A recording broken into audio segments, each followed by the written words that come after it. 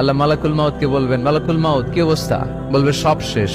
মাইয়াব্বা, কে বাকি? মালাকুল মাউত বলবে জিনেরা বাকি, যাদেরকে দেখা যায় না। আল্লাহ বলবেন জিনদেরকেও শেষ করে ফেলো, রুহু কবজ করো। মালাকুল মাউত আজরাইল জিনদের রুহু কবজ করবে। আল্লাহ এবার জিজ্ঞেস করবে, ইয়া মালাকাল মাউত আখবিরনি মাইয়াব্বা, এবার বলো আর কে বাকি? মালাকুল মাউত বলবে, আল্লাহ মানুষগুলো সব শেষ, জিনগুলাও শেষ, এবার বাকি ইবলিস শয়তান। কে বাকি? ইবলিসরেও শেষ করো, ইবলিসও শেষ।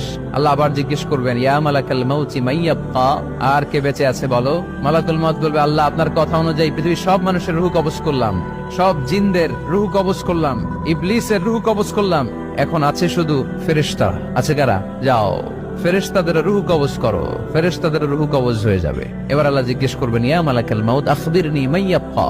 মালাকুল মাউত বলবে, আল্লাহ আপনার কথা মতো ধরে ধরে সব শেষ, ফেরেশতাও শেষ, 4 জন ছাড়া। কয়জন ছাড়া? জোরে বলেন, কয়জন ছাড়া? ইসরাফিল, জিব্রাইল, মিকাইল,